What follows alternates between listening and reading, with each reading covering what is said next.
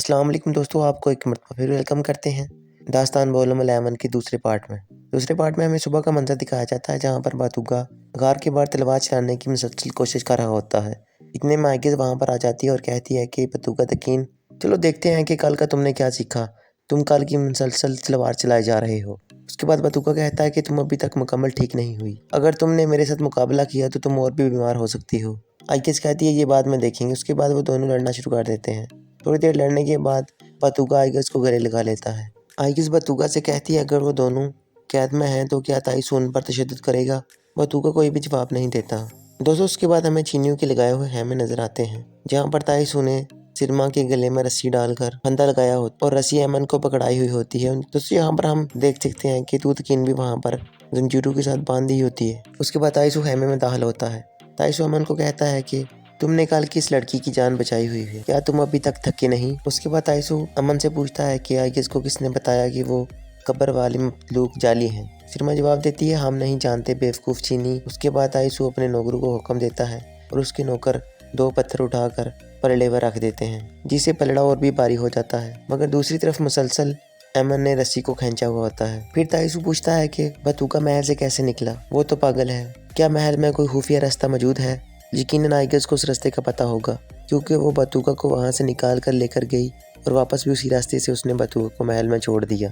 अमन और सिरमा खामोश रहते हैं, वो जवाब भी नहीं देते। ताइसू कहता है तुम इस लड़की को यहाँ पर मरने के लिए छोड़ दोगे? मुझे बता दो, मैं तुम्हें छोड़ दूंगा। उनके ना बताने पर अपने नौकरों को हुक्म देता है। उसके नौकर 2 पत्थर उठाकर फिर से पलड़े पर रख देते हैं। पलड़ा ज़्यादा भारी होने की वजह से अमन मुश्किल में पड़ जाता है। ताइसू पूछता है कि आइगिज़ की कौन मदद कर रहा है? उसको कैसे पता कि वो मतलूक जाली हैं? अमन कहता है रुक जाओ, मैं बताता हूँ, मगर सिरमा उसे बताने से मना कर देती है। कहती है कि अगर तुमने इसे बताया तो मैं तुमसे शादी नहीं करूंगी। अमन कहता है अगर तुम मर गई तो हमारी शादी फिर भी नहीं होगी। सिरमा कहती है चलो फिर हम मर जाते हैं। अमन कहता है नहीं, हम साथ रहेंगे। उसके बाद अमन ताइसू को कहता है कि तुमने सुना, मैं नहीं बताऊंगा, मैं वही करता हूँ जो मेरी खातून कहती है। उसके बाद एक बार फिर अमन रस्सी को ऊपर की तरफ खींच लेता है तो सिरमा खुश होते हुए कहती है कि शाबाश मेरे बहादुर मंगेतर। उसके बाद ताइसू वहाँ से चला जाता है। तूतकीन पूछती है कि क्या तुम लोगों को वाकई नहीं पता या तुम लोगों को पता है और तुम लोग बता नहीं रहे? दोस्तों उसके बाद हमें दिखाया जाता है कि कोई चोरी छुपकर उनकी बातें सुन रहा होता है। ये कौन है ये हमें आगे चलकर पता चलेगा। दोस्तों सीन दूसरी तरफ मुंतकिल होता है तो हमें दिखाया जाता है पहाड़ी कबीला।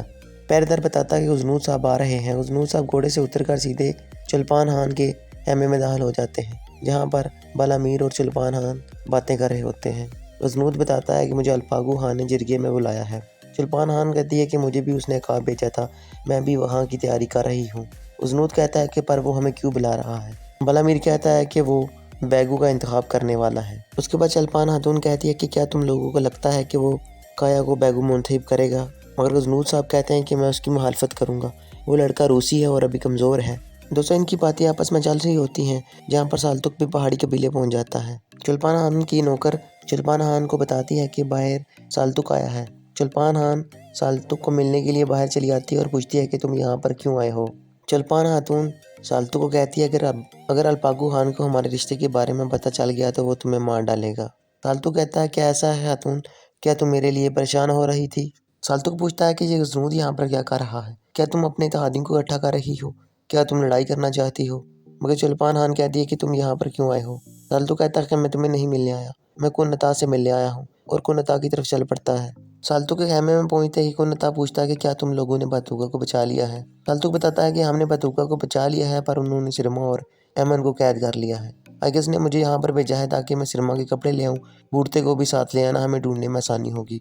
कुन्नता सिरमा के कपड़े लेकर खेमे से बाहर आते हैं और घोड़े पर बैठकर जंगल की तरफ रवाना हो जाते हैं। जंगल का सीन दिखाया जाता है जहाँ पर कमांडर वारगी पहले ही अपने सिपाहियों के साथ मौजूद होता है। साल्तुक और कुन्नता को देखकर कहता है कि चलो जल्दी से मुझे आइगिज़ के पास ले चलो।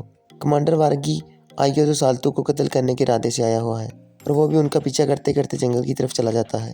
उसके बाद हमें बालामीर का कबीला दिखाया जाता है जहाँ पर अल्पागू खान के सारी फैमिली वहाँ पर आ जाती है। अल्पागू खान पूछता है कि तैमूर कहाँ है, क्या अभी भी वो दाग लड़की के पीछे है? अल्पागू खान की बीवी बताती है कि वो मामला खत्म हो चुका है, वो बतूका को ढूंढने उसके पीछे गया हुआ है। अल्पागू खान कहता है अच्छा है, उसने जो मेरे सीने पर पत्थर रखा हुआ है उससे वो छुटकारा पा लेगा। अल्पागू खान की बीवी कहती है कि बालामीर बिल्कुल पागल हो चुका है, मुझे डर है कि कहीं वो आपको निशाना न बना ले। अल्पागू खान कहता है कि हम दोनों में से किसी एक का खून बहेगा, लेकिन मैं फिर भी मुहतात रहूँगा। उसके बाद अल्पागू ने बताता है कि मैंने आज जिरगा रखा है, मगर भी सल्तनत पर कोई बैगू नहीं है। मैं आज जिरगे में बैगू का मुंतखब करूँगा। दानाशूर कहता है कि ये अच्छी बात है, पर नया बैगू कौन होगा? अल्पागू खान काया की तरफ इशारा करते हुए कहता है कि काया नया बैगू होगा। रवायात के मुताबिक काया घुटनों पर बैठकर अपना हाथ सीने पर रखकर इज्जत देता है अल्पागू खान को, और उसके बाद खड़ा होकर अपनी माँ से मिलता है। सब लोग काया को मुबारकबाद देते हैं। इतने में काया की बीवी अल्पागू खान से कहती है कि बतूका कहाँ है, क्या वो आइगिस के साथ है? ये बात सुनकर सब लोग हैरान हो जाते हैं और काया की बीवी की तरफ देखना शुरू कर देते हैं। उसके बाद अल्पागू खान गुस्से से हमें से बाहर चला जाता है। दूसरी तरफ आइगिस को दिखाया जाता है जो क्रीक के जंगल में पहुंच जाती है, और दूसरी तरफ से साल्तुक और कुन्नता और बूढ़ते भी वहां पर आ जाते हैं। आइगिस घोड़े से उतरकर बूढ़ते से प्यार करना शुरू कर देती है। इतने में कमांडर वारगी भी अपने सिपाहियों के साथ उन पर हमला करने के लिए एक तरफ छुपा हुआ होता है, मगर बूढ़ते उनको देख लेता है और उनकी तरफ देखकर भौंकना शुरू कर देता है। साल्तुक आइगिस से पूछता है कि इसका क्या मतलब है। आइगिस कहती है कि इसका मतलब है यहाँ पर कोई है।